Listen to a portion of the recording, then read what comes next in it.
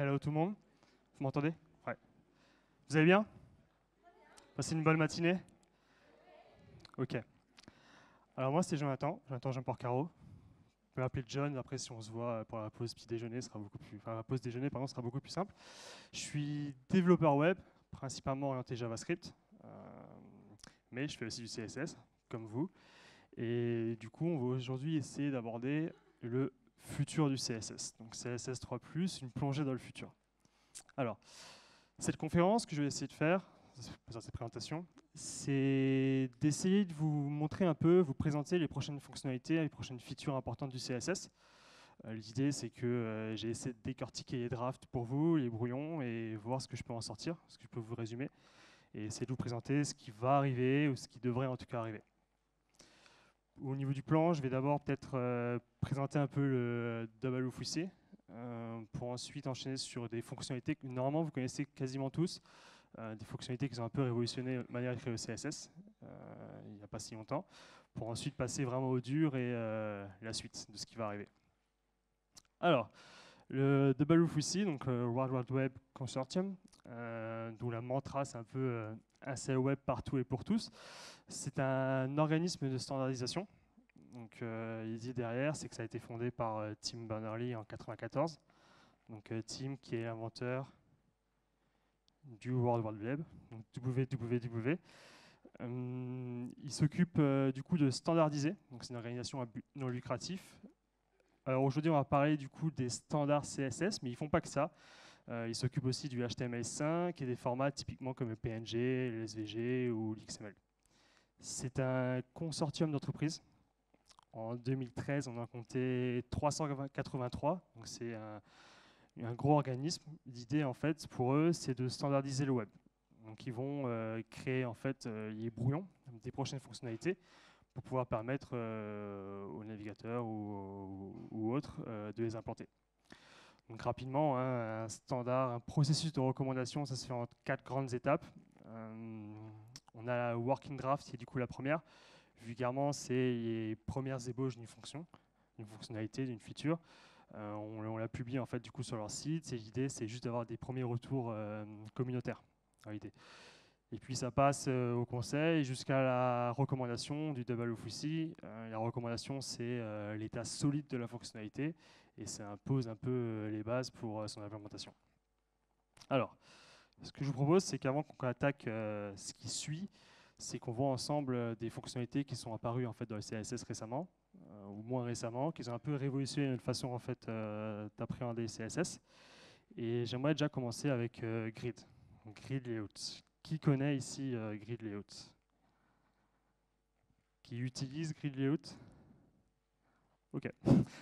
Donc Grid Layout, c'est un peu, ou du moins pour moi en tout cas, il y a petite pépite, il y a petite révolution en fait qui nous a permis de créer des mises en page en divisant l'espace d'affichage en régions utilisables. C'est assez vulgaire dit comme ça, mais grosso modo, c'est juste en fait de nous permettre de créer des mises en page assez facilement et surtout maintenables. Ça évite en fait des problèmes qu'on avait rencontrés avec Float à l'époque, typiquement. Aujourd'hui, par exemple, pour vous donner un petit exemple, du CSS en, je ne sais pas si on voit ça bien, voilà, du CSS du coup en 9 lignes, on peut aujourd'hui tirer des interfaces de ce genre. Donc c'est assez bien fait, il y a énormément de fonctionnalités à l'intérieur. Pour ceux qui ne connaissaient pas, je vous invite du coup à les checker. Pour ceux qui ne connaissent pas, je vous invite à regarder le site MDN qui référence en fait de Mozilla toutes les fonctionnalités. C'est vraiment une pépite du coup pour vos interfaces. Donc pour citer quelqu'un que vous connaissez tous maintenant, qui est moi-même, donc Grid Layout, c'est de la frappe. Je vous invite à checker tout ça. Pour parler un peu de Grid Layout, on va aussi, parce qu'en fait c'était dans la même recommandation, parler un peu de Repeat et FR, qui sont sûrement connus aussi de vous. L'idée, en fait, c'est d'avoir des fonctionnalités un peu nouvelles, qui ont un peu révolutionné aussi ces interfaces. Repeat, typiquement, est une fonction qui, comme son nom l'indique, va vous permettre de répéter des choses, typiquement les colonnes dans Grid. Et aussi FR, qui est apparu récemment, qui est du coup une nouvelle unité. C'est juste en fait une fraction d'espace. Pour cet exemple, typiquement, on va créer une grille avec une colonne de 400 px. Puis ensuite, on va créer 4 grilles, en fait, 4 colonnes, pardon, qui vont à chaque fois avoir une fraction de l'espace. C'est barbare, mais finalement, ça donne juste ça. C'est aussi simple que ça, en fait. Autre petite nouveauté qui moi m'a énormément plu, que j'attendais énormément, pour parler un peu des préprocesseurs. C'est typiquement la fonction, on peut dire, la petite feature des préprocesseurs, moi, qui me faisait un peu les utiliser, et ce que je voulais absolument en fait avoir derrière du coup dans les CSS, c'est du coup les variables. Aujourd'hui, on a une prise en charge totale des variables CSS. Alors quand je dis totale, j'exclus Internet Explorer, vous m'en voudrez pas. C'est assez simple en fait finalement de les utiliser. Il suffit juste en fait d'écrire, de définir en fait une variable, donc avec les deux traits devant le nom. Puis ensuite on l'appelle avec la fonction variable quand on le souhaite. Ça vous permet d'avoir des CSS très maintenables derrière, typiquement pour les couleurs de vos thèmes. Ça vous permet de constituer en fait des thèmes en CSS et de pouvoir modifier les valeurs comme vous le souhaitez pour modifier tout votre CSS. Moins connu mais assez utile, j'aimerais aussi parler de support, qui va vous permettre en fait de tester si le client supporte en fait une feature. Un exemple assez simple ici, je fais un support pour vous demander en fait si le client supporte display gris. Si le supporte, je l'utilise. Si malheureusement je suis sous IE, j'essaie de trouver une alternative. Et une petite dernière, alors ça je la mets parce que j'ai déjà passé 10 minutes à essayer de comprendre pourquoi ça ne marchait pas et finalement c'était juste une erreur débile. C'est le petit sélecteur attribut i qui permet en fait typiquement de rendre case insensitive en fait l'entrée en CSS, qui va vous permettre ici de modifier du coup un input de type email, quelle que soit la façon dont c'est écrit email. Ça peut être super débile, mais il m'est déjà arrivé de caps lock quelque part et il me retrouver à essayer de débugger mon HTML et de ne pas comprendre comme un idiot. Donc voilà, c'est des petites features qui peuvent un peu nous changer la vie. Alors, maintenant qu'on a un peu fait vaguement le tour des fonctionnalités que j'ai choisies, qui sont déjà implantables, qui sont déjà implantées, pardon, qui sont déjà utilisables, je propose qu'on passe à la suite. Alors là, la suite, ça va être des petites fonctionnalités, des petites features que je vous ai recherchées en fait dans les drafts du W3C justement, dans les brouillons, qui sont candidats à être un jour ajoutés aux différents clients. Et j'aimerais du coup commencer avec la nouvelle recommandation de filter, que vous connaissez sans doute tous dans son ancienne implémentation, qui permettait d'appliquer un filtre à une image. Ça marchait bien du coup pour les éléments images typiquement. Aujourd'hui, sa nouvelle implémentation va nous permettre d'appliquer un filtre directement à une image qu'on appelle avec URL. Donc, vous n'êtes plus obligé. Avant, du coup, c'était limité aux balises, aux éléments IMG, entre autres. Aujourd'hui, vous allez pouvoir l'utiliser pour des background images, ce genre de choses. Pour revenir un peu au filtre, si du coup j'ai utilisé un exemple sépia, mais il y a énormément d'autres derrière, donc des filtres de contraste, de flou, de luminosité et autres. Et quelque chose que les gens ne savent pas forcément, mais on peut créer nos propres filtres SVG et les implanter directement dans le CSS. C'est bien utile pour créer ses propres petits filtres et avoir son petit design en fait, son site. Nouvelle feature qui devrait aussi arriver, qui est en brouillon actuellement, c'est Double Roof ici.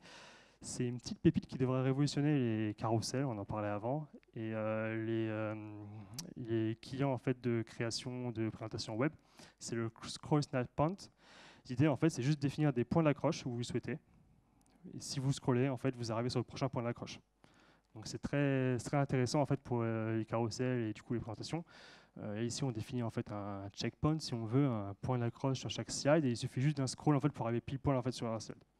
C'est aussi très pratique du coup pour pas mal de navigation. Typiquement, les landing pages à la navigation verticale, c'est carrément le top. Alors maintenant, j'aimerais que vous présentiez des pseudo-classes. Vous en utilisez tous les jours, vous en utilisez tous, typiquement over ou ce genre de choses. Si vous ne savez pas, en fait, actuellement, on est sur des niveaux, les pseudo-classes sont réparties en niveaux. Et aujourd'hui, on est sur des niveaux de 3. Donc actuellement, ce que vous utilisez, en fait, c'est des niveaux 3 ou moins. Dans les drafts, les niveaux 4 arrivent. Donc en fait, c'est une nouvelle sorte de pseudo-classes, une nouvelle vague de pseudo-classes qui pourraient en fait être utilisées du coup en CSS. Je vais vous en présenter certains et vous les commenter en fait. On va commencer du coup avec le pseudo-classe as qui devrait arriver là, du coup, qui est dans la draft de W3C. Donc ça permet de cibler un élément si au moins un des sélecteurs passés en paramètre correspond à l'élément. C'est tout con. Typiquement, dans mon exemple que je vous ai mis en jaune, il y a les sections. Ça va me permettre de cibler en fait toutes les sections qu'ils ont typiquement en enfant un élément avec une classe A ou une classe B. C'est aussi simple que ça. Autre nouvelle pseudo-classe qui devrait arriver dans le CSS qui est assez intéressante, du coup, c'est le dir. Ça va nous permettre de cibler un texte en fonction de sa direction d'où il est écrit. Donc là, typiquement, dans mon exemple, dir RTL, c'est du coup du right to left. Et on peut du coup avoir l'attribut LTR, du coup left to right. Super intéressant du coup pour des sites multilangues qui voudraient appliquer un style CSS des langages précis, des langages un peu plus exotiques qu'on n'a pas forcément utilisé nous en France, mais voilà, c'est pas intéressant. Nouvelle pseudo-classe, AnyLink, qui va ici cibler les éléments A, area ou link avec un attribut href. Ça peut paraître bête, mais ça peut nous arriver en fait de devoir mettre des A sans href pour des raisons obscures X ou Y. Ici, ça va nous permettre d'appliquer un style uniquement pour les liens qui ont un href. Donc, typiquement pour essayer, en termes du X, montrer aux utilisateurs ceux qui ont réellement un lien derrière. On passe ensuite à default. Je ne sais pas s'il se voit bien celui-là, qui va permettre de cibler les éléments par défaut d'un groupe. C'est très simple. Typiquement, un input avec attribut checked dans les formulaires, vous allez pouvoir en fait styliser directement cet attribut. Donc pouvoir montrer en fait à l'utilisateur, donc en termes du X, quel a un attribut checked. Pour les pseudo-classes qui continuent d'arriver, voici in range et out of range, qui va permettre de cibler en fait un input en fonction de la valeur. Donc souvent vous avez les inputs où vous devez rentrer un chiffre entre 0 et 10. L'idée en fait c'est d'appliquer un style en fait si vous êtes dans la range, donc entre 0 et 10, c'est d'appliquer un style si vous êtes en dehors de la range en fait, donc si vous dépassez typiquement 10, vous êtes en dessous de 0. Ça vous permet d'indiquer à l'utilisateur directement s'il est dans le vrai ou s'il est dans le faux. On a ensuite placeholder shown, qui va permettre en fait, donc qui devrait aussi arriver, les éléments affichant un texte de substitution. Donc là, quand on dit texte de substitution, on part des placeholders classiques. Donc tous ces inputs auxquels vous allez rajouter, par exemple, vous allez entrer un message ici, ou voilà, ça vous permet en fait de les cibler et du coup aussi de les styliser. Comme dit, ces pseudo-classes sont tous en fait sont tous faits en fait pour permettre un ciblage plus précis, plus rapide et pas besoin de rentrer dans des tricks CSS ou ce genre de choses. On peut déjà faire ce genre de choses en tricksant un peu. Voilà, l'idée c'est de normaliser tout ça et de faire en sorte qu'on puisse tous les utiliser derrière. J'en ai encore deux petits à vous présenter. Celui-là vous parlera peut-être moins, mais il est assez puissant finalement. C'est la triplette past, current et future, qui va vous permettre de cibler des éléments en fonction en fait, d'une chronologie. Typiquement pour des lecteurs d'écran ou même pour des sous-titres, ça peut être top. Des sous-titres en fait, du coup, sur les navigateurs web permettent en fait, de styliser différemment ceux qui sont déjà passés, ceux qui sont actuellement affichés et ceux qui vont venir en fait. Ok. Et un petit dernier, qui est du coup, vous connaissez tous normalement, c'était un sélecteur de niveau 3, c'est le NTH Sheet que vous utilisez actuellement avec AN plus B. C'est un peu la formule où vous mettez Heaven ou 2N pour avoir les éléments pairs enfants typiquement, ou 2N plus 1, ce genre de choses. Aujourd'hui, il se renforce avec cette nouvelle spécification. Il va nous incorporer, en fait, nous permettre de choisir en fait, off selector. Donc ici, typiquement, on va cibler tous les éléments fils, du coup pairs, qui ne sont pas cachés. Ça peut paraître bête, mais si vous faites demain une interface, ou en tout cas une stylisation zèbre, finalement, où vous avez une grande liste et vous mettez un élément blanc, un élément gris, un élément blanc, un élément gris, il suffit qu'il y en ait un, en fait, pour X raisons dans l'interface qui se met en hidden, et ça vous casse en fait votre zébrage. Vous allez avoir du coup deux éléments gris qui vont succéder, et puis après ça va repartir à zéro. Typiquement, c'est ce genre de choses en fait, qu'on pourra éviter avec une ligne de CSS. Voilà. Alors, je vais juste boire.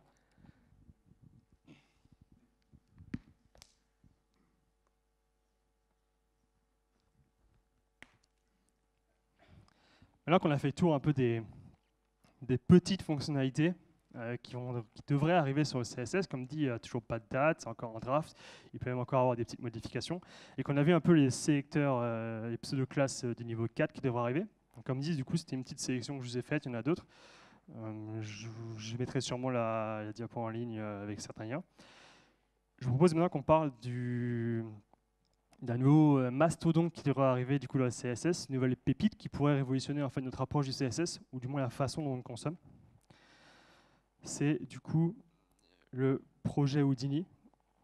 Le projet Houdini, en fait, du coup, qui se base un peu sur... c'est un peu le hack du moteur de rendu CSS. Alors, qu'est-ce que c'est, le projet Houdini? Le projet Houdini, du coup, c'est un groupe de travail composé aujourd'hui, du coup, de Mozilla, Apple, Opera, Microsoft, HP, Intel et Google. L'idée derrière ce groupe de travail, donc, fait par les géants, c'est de travailler à exposer certaines parties du moteur CSS aux développeurs. Alors ça va sûrement vous paraître obscur actuellement. On va essayer de prendre des exemples d'API en fait, qui vont proposer ou qui sont actuellement en train de proposer pour voir en fait la puissance du Houdini Project qui va d'arriver. Donc c'est eux, leur but en fait, du coup, c'est de créer une collection de brouillons, donc de standardiser tout ça. Donc il y a des grosses équipes derrière qui y travaillent. D'ailleurs, chez Google, en fait, écrit énormément sur son blog là-dessus. Ils sont très enthousiasmés sur le projet Houdini, pour ensuite se faire valider pour W3C, pour imaginer derrière que ce soit vraiment accessible un jour pour les clients. Alors, le projet Houdini, du coup, c'est dans sa collection de brouillons, sa collection de drafts, c'est plusieurs API, du coup, comme j'ai dit avant, qui va essayer de hack le moteur de rendu CSS. Derrière cette phrase un peu barbare, l'idée, c'est de vous permettre à nous, développeurs, de modifier la façon comment réagit CSS. On a déjà tous bugué sur cette boîte noire où vous rentrez en fait une ligne et ça casse absolument votre page, où on a tous passé des heures à essayer de débugger du float. C'est assez horrible. Voilà, eux, ce qu'ils proposent en fait, du coup, c'est de proposer des API aux développeurs pour modifier tout ça. Et la première que je voudrais vous proposer, c'est la Layout API. Il y a Layout API, ça permet à quoi? Ça permet en fait de créer tes propres algorithmes de mise en page. Quand je parle d'algorithmes de mise en page, je parle justement de display, ce que vous avez de votre CSS. Vous avez du coup, avant je vous en avais parlé, de display grid. Vous avez du coup, par exemple, display grid, du coup, aujourd'hui, est un algorithme de mise en page. L'idée, c'est que si ce projet est accepté au sein du W3C, ça sera de nous permettre à nous, développeurs, de créer n'importe quel en fait, display. On pourrait imaginer un display de point kiwi qui va faire une interface absolument centrée sur les kiwis, par exemple. Dans l'idée, qui connaît typiquement le maçonnerie, qui est du coup voilà, utilisé aujourd'hui typiquement par Pinterest, par exemple. C'est une mise en page en fait, qui est basée sur l'exploit de l'espace vertical. Typiquement, quand ce projet sera arrivé, on pourra, nous développeurs, créer en fait un display de points maçonnerie et pouvoir permettre de diffuser ça à grande échelle et tout le monde pourra utiliser du coup ce display maçonnerie. L'idée, c'est de pouvoir du coup rendre le contrôle aux développeurs sur le moteur et nous permettre en fait de créer exactement en fait ce qu'on souhaite avec le CSS. Donc, on pourrait vraiment aller plus loin. Ça, du coup, c'est une première API. J'aimerais du coup en parler d'une deuxième, donc Typed Object Model. Ça va parler un peu de JavaScript là, mais souvent l'un va avec l'autre. Aujourd'hui, si vous voulez modifier du CSS avec du JavaScript, pour des raisons XY de l'interaction, ce genre de choses, vous avez l'habitude de voir ça. Ça, c'est un peu le classique actuel aujourd'hui, du moins en natif. Vous remarquez aujourd'hui ici qu'on a quelques petits soucis, typiquement sur le type. Ici, en opacité, on lui donne un number, on récupère du coup en type of un string, ce qui est pas dingue non plus. Et on a quelques soucis en fait au niveau d'écriture. On s'est déjà tous demandé, mince, cet attribut, c'est du camel case ou autre, comment je dois l'écrire. L'idée derrière Typed Object Model, donc du projet Houdini, c'est de pouvoir standardiser ça au mieux et de recréer en fait une interface JavaScript qui va permettre en fait de modifier du coup le CSS. Donc le modèle utilisera map, pour les gens qui connaissent ça en JS, c'est des setters et des getters. L'idée en fait c'est d'implanter un meilleur typage. Typiquement on voit ici que dans opacity, si je mets à 0,3, bah, ça me sort bien un number, par exemple. Ça va améliorer du coup les opérations arithmétiques et conversion d'unités. Et ça va du coup enlever toutes ces prises de tête qu'on a sur est-ce que c'est écrit en camel case ou autre, parce qu'en fait ici c'est que des strings. Donc vous écrivez en fait dans votre JavaScript comme vous écrirez typiquement en CSS. Donc ça par exemple c'est une API du Houdini qui va vous permettre d'améliorer cette interface. Une petite dernière pour la route du coup c'est le Paint API, une des API du coup du projet Houdini, qui va nous permettre de générer en JS une image. Donc générer une image algorithmiquement. donc derrière en fait avec un script. Ça paraît abstrait, mais dans l'idée, ça donnerait quelque chose de ce genre.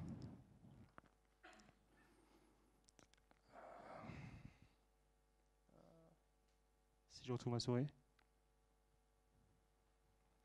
Voilà, ça permet du coup de générer en fait du coup des images, derrière dans des inputs, ce genre de choses là-dessus, directement avec en JS, donc algorithmiquement parlant. Au niveau des perfs, on est meilleur. On n'a pas besoin de charger en fait, on réduit en fait du coup les appels en network typiquement. Et voilà, c'est une des utilisations. Sûrement même il y a la plus simple pour pouvoir en imaginer une tonne, comme créer en fait des masques directement avec un algorithme JS. Finalement pas si compliqué que ça, et pouvoir du coup les appliquer à n'importe quelle image. Donc voilà. Aujourd'hui, le projet Houdini, du coup, c'est pas mal d'API, et entre autres, je vais encore juste citer typiquement le parseur API, qui est aussi assez puissant, qui va nous permettre de créer des nouvelles unités de taille. Donc aujourd'hui, vous avez l'habitude de manipuler l'EM, le PX, le REM, le FR. On pourrait imaginer créer une nouvelle unité, typiquement une kiwi par exemple, faire en sorte que votre texte soit de 2,5 kiwi, ce genre de choses. Encore ensuite, on a l'animation Worked, typiquement, que je vais trouver, qui va vous permettre de créer des animations de type scroll derrière, ou des animations complexes, ou le front métrique qui va vous permettre de faire des calculs assez avancés sur vos fontes. Et pourquoi pas en fait de créer un algorithme derrière qui va vous permettre de modifier la fonte de votre texte, la taille de votre texte, en fonction de la taille de son conteneur, de sa page et différents facteurs. Voilà, il y en a pas mal. D'autres aujourd'hui, comme dit, c'est un projet sur lequel un peu les géants du web planchent actuellement. Ils en parlent énormément. Vous pouvez trouver sur les blogs de Google ce genre de choses. Il y a énormément de littérature dessus. Et c'est la petite pépite qui pourrait en fait révolutionner notre approche, ou du moins notre consommation du CSS, nous permettre en fait de modifier justement ce moteur de rendu et en faire un peu ce qu'on veut. Voilà. Et c'est tout pour moi. Je vous remercie.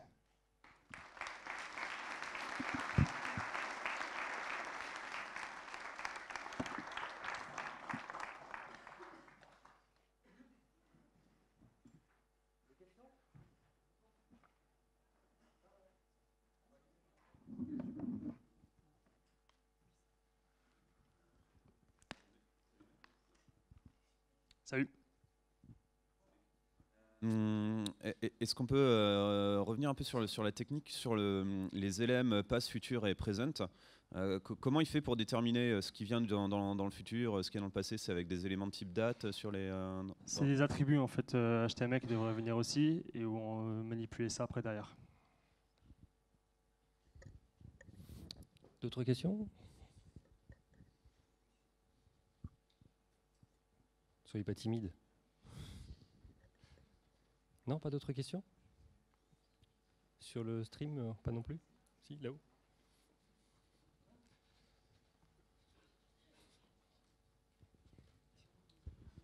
Bonjour. J'attendais particulièrement les variables CSS. Aujourd'hui, en termes de compat, ça marche réellement à peu près? Ça marche partout sauf IE. Mais ça marche vraiment partout. Ouais, comme tout, quoi, en fait. Alors, quand je dis partout, j'enlève IE. Donc, voilà. D'ailleurs, une petite question, qui maintient encore IE, typiquement, IE 11? Ok, désolé. Voire pire. 9, 8, 7... Ah, vraiment désolé, alors. D'autres questions ou d'autres navigateurs étranges?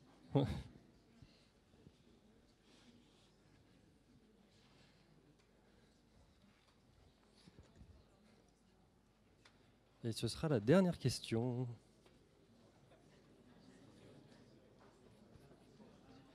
Qui est-ce qui voulait poser une question?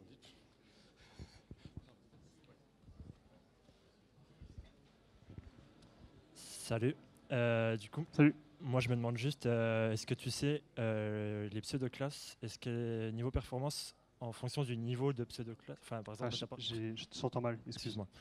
Donc tu as parlé par exemple du niveau 4 de pseudo-classe. Ouais. Est-ce que tu sais, par exemple, si le niveau 3 de pseudo-classe est plus performant que le niveau 4, le niveau 2 plus performant? Non, c'est pas une question de performance en fait, je pense, sur les pseudo-classes typiquement. C'est juste en fait que ça arrive par vague là-dessus, et que ils essaient en fait d'étudier les besoins de la communauté, donc typiquement faire évoluer en fait certains attributs, comme on l'a vu avant sur NTH Sheet typiquement, Ok. et d'introduire à chaque fois des nouveaux en fonction du besoin typiquement. Ok. Mais du coup, je repose ma question alors. Est-ce que tu sais si les pseudo-classes sont moins performantes que d'utiliser des sélecteurs de base vraiment de CSS classiques ou pas? Je te dirais non, du tout, mais je ne vais pas te le prouver là. J'ai pas de chiffres en tête ou autre. Les FC en classe sont natives, donc en théorie, il ne devrait pas y avoir de souci. Après, c'est des utilisations en fait assez différentes typiquement pour le CSS. D'accord, merci. Voilà.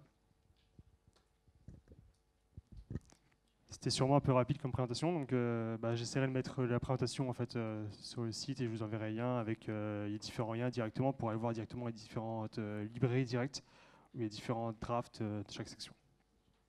Et vous pouvez retrouver les orateurs tout au long de la journée dans la salle de pause et compagnie. N'hésitez pas à aller leur poser des questions. N'hésitez pas. Merci. Merci en tout cas.